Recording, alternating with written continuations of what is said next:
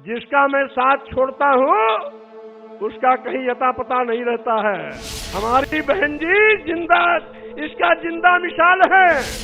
कई बार लोग कहते हैं ये सेमीफाइनल है। मैं आपसे कहना चाहता हूँ ये सेमीफाइनल चुनाव नहीं है, ये सेमीफाइनल चुनाव नहीं है, यही फाइनल चुनाव है।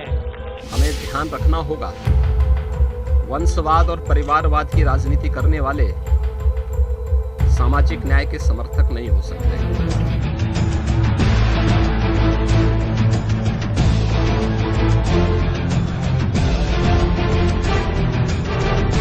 कहते हैं जो गरजते हैं वो बरसते नहीं, जो जमकर बरसते हैं गरजते नहीं। लेकिन सियासत की दुनिया अनूठी, यहाँ गरजना और बरसना दोनों का होना जरूरी है। अब देखिए ना, बीजेपी की गली को छोड़ सपा में बीजेपी के बागी आए। एंट्री बेहद खास तरीके से कराई गई, पूरी व्यवस्था से भी ऊपर विशेष ध्यान रखा गया। उस कोरोना काल के काल में समाने सपा की वर्चुअल रैली आयोजित की गई, जहां बढ़ते कोरोना के बीच कोरोना को गले लगाने के लिए बेताब सपा कार्यकर्ताओं की गजब की भीड़ उमड़ी। अखिलेश ने इसका अभिनंदन जय समाजवाद के तले हाथ उठाकर किया।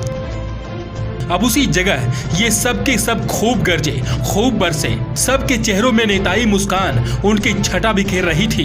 जोश और उत्साह से सब के सब लबरेज रहे। लगा कि मुख्यमंत्री आदित्यनाथ को सबक सिखा दिया। लगा चुनाव से पहले ही सब के सब जीत गए। लगा मुख्यमंत्री अखिलेश यादव बन गए और प्रधानमंत्री भी। 10 मार्च को उत्तर प्रदेश में फिर से दोबारा समाजवादी का झंडा फहराने वाले हमारे भावी मुख्यमंत्री आदरणीय अखिलेश यादव जी, भावी नहीं बस अब तो कह ही दूं कि हैं। और कोविड के प्रकोप के कारण आज ये कार्यक्रम समाजवादी पार्टी के कार्यालय में हो रहा है। अगर वो प्रतिबंध न होता तो 10 लाख से ऊपर की रैली करके आपका स्वागत किया जाता। ये दलितों पिछड़ों के लोग इकट्ठा होकर के आपको मुख्यमंत्री बनाने के लिए लालायित हैं। आपको विश्वास दिलाना चाहता हूं कि मार्च में आपको उत्तर प्रदेश के सीएम की शपथ दिलाएंगे, ईश्वर ने कहा, और 2024 में आपको प्रधानमंत्री की शपथ दिलवाएंगे। इस विश्वास के साथ आपको धन्यवाद। जय समाजवाद। धर्म के बाद सियासत के अलग अलग ठिकानों से होते हुए सपा में आए स्वामी के भाषण की बारी थी। पार्टी छोड़ करके भारतीय जनता पार्टी के साथ भारतीय जनता पार्टी आकाश चढ़ गई। भारतीय जनता पार्टी के लोगों को मैं फिर कहना चाहता हूँ, आपके बुरे दिन आ गए। उन्होंने अपने नए ठिकाने में अखिलेश पर आस्था दिखाने के लिए मुख्यमंत्री योगी आदित्यनाथ, उनकी सरकार और बीजेपी को घेरा। उन्होंने बताया अब वो बीजेपी के नहीं है तो बीजेपी का हाल बेहाल होगा। योगी को पाप पुण्य का भेद समझाया, हिंदुओं पर अपना गुरु ज्ञान दिया, लगे हाथ मायावती को भी याद कर लिया। भारतीय जनता पार्टी पीछे पर थी, जैसे ही बहुजन समाज पार्टी छोड़ करके भारतीय जनता पार्टी के साथ भारतीय जनता पार्टी आकाश चढ़ गई।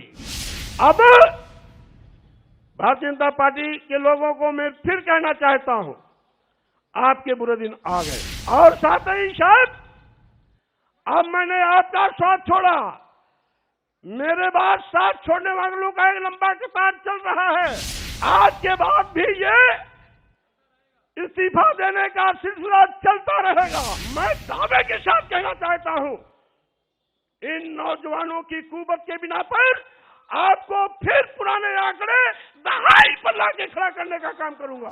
जिसका मैं साथ छोड़ता हूं उसका कहीं अता पता नहीं रहता है।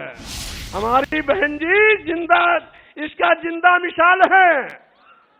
जब तक साथ था बार बार मुख्यमंत्री बनती थी, उनको घमंड हो गया था, एको अहम द्वितीयो नास्ति। मैंने विरोध किया, नहीं मानी, साथ छोड़ दिया।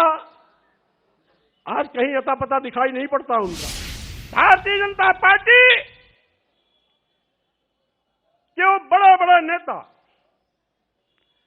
जो कुंभकर्ण नींद सो रहे थे, जिनको कभी विधायकों, सांसदों और मंत्रियों से बात करने का वक्त नहीं मिलता था, हम लोगों की इस्तीफा देने के बाद उनकी नींद हराम हो गई है, नींद ही नहीं आ रही है। बीजेपी के बागियों के बाद सपा अध्यक्ष अखिलेश यादव मंच पर आए और उनके निशाने पर सबसे ज्यादा रहे तो वो उनके चिर प्रतिद्वंदी मुख्यमंत्री योगी आदित्यनाथ। तमाम ऐसे फैसले जो कभी सोचा नहीं था, वो फैसले भारतीय जनता पार्टी ने लिए।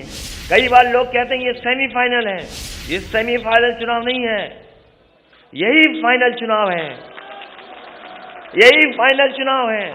हमने आपने देखा है कि अगर बच्चा कमजोर हो पढ़ाई में तो पूरे घर परिवार के लोग लग जाते हैं पढ़ाने में और रटाने में और कभी कभी उसका सहयोग करने में। परीक्षा देने जाए तो उसमें भी सहयोग के लिए कभी कभी परिवार के लोग जाते हैं। ये जो उत्तर प्रदेश के बाबा मुख्यमंत्री हैं फेल हो चुके हैं। दूसरे हमारे गठबंधन के अपना दल के उनका जब से साथ मिला है लगातार उनकी जांच हो रही है, लगातार उन्हें परेशान किया जा रहा है, कब्जा किया जा रहा है। और कौन भूल जाएगा डिजिटल इंडिया की गड़बड़ी। छापा मारना था किसी और के यहां, छापा मार लिया अपने यहां। इसलिए अब तो चुनाव आ गया है, इसी दिन का तो इंतजार कर रहे थे हम लोग कि चुनाव कब आएगा। अब साइकिल का हैंडल भी ठीक है और दोनों पहिए भी ठीक हैं अब। हालांकि उनकी किसी ने टिकट बुक कर रखी है, वो 11 तारीख की टिकट थी, लेकिन आप लोगों के आ जाने से आज ही वो गोरखपुर चले गए।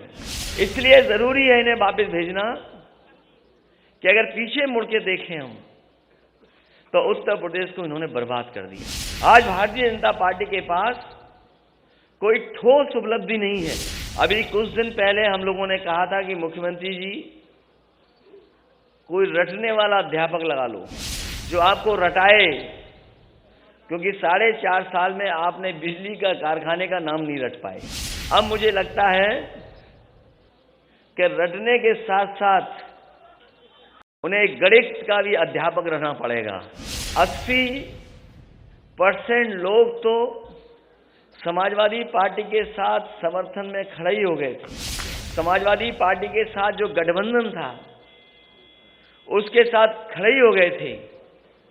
और जिन जिन लोगों ने आज मंच को देखा होगा, इस मैदान को देखा होगा और स्वामी प्रसाद मौर्य जी की बात सुनी होगी, 20% भी उनके खिलाफ हो गए होंगे। कुल सपा खेमे में बीजेपी के धुरंधर बागियों के आने से कोरोना के संकट में चहलकदमी भीड़ जैसी रही, लेकिन मुख्यमंत्री योगी आदित्यनाथ दल बदलकर एक दूसरे पाले में जाने वालों पर अपनी बात कह दी। हमें ध्यान रखना होगा, वंशवाद और परिवारवाद की राजनीति करने वाले सामाजिक न्याय के समर्थक नहीं हो सकते। दूसरा, भ्रष्टाचार जिनके जीन्स का हिस्सा हो वे सामाजिक न्याय की लड़ाई नहीं लड़ सकते। सामाजिक न्याय यही है बिना भेदभाव के समाज के प्रत्येक तबके को शासन की योजना का लाभ मिले, उनके साथ सामाजिक और आर्थिक भेदभाव न हो। और समाजवादी पार्टी की सरकार को ही अगर आप तुलना कर लें तो वह मात्र 18,000 आवास सैंक्शन की थी अपने 5 वर्ष के कार्यकाल के दौरान। किसी गरीब को मकान नहीं उपलब्ध हुआ था। आज आप चले जाइए किसी भी दलित बस्ती में, अनुसूचित बस्ती में, उस बस्ती में गरीबों के बनते हुए मकान या बने हुए मकान प्रधानमंत्री आवास योजना या मुख्यमंत्री आवास योजना में आपको प्राप्त होंगे। बात मुख्यमंत्री योगी आदित्यनाथ ने ही रखी। उनकी पार्टी बीजेपी भी फ्रंट पर आ गई। कोविड प्रोटोकॉल को तोड़कर कोरोना विस्फोट को अपना रास्ता देने के लिए सपा अध्यक्ष अखिलेश यादव को निशाने पर लिया। बहरहाल इन नेताओं को अब कोरोना की याद नहीं है। लाशें गंगा में बहेंगी, कब्रिस्तान और शमशान में लाशों का ढेर लगेगा, तो इसके लिए सिर्फ और सिर्फ सरकार को जिम्मेदार ठहराएंगे। लेकिन जब अपनी ओर से जिम्मेदारी निभाने की बात आएगी तो उसे निभाना ही भूल जाएंगे। आखिर सियासत की दुनिया में अपना टशन जो दिखाना है